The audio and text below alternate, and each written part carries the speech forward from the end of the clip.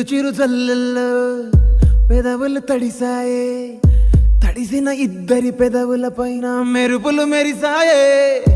ఉరుముల చప్పుడులో ఉరకలు మొదలాయే, ఉరుకుతూ ఉండే తలపులనేమో బిడియములాపాయే.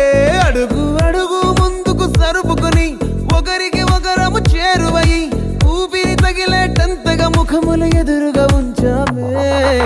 ఓ ఆకాశమై నే వేచుండగా, ఓ జాబిల్లిలా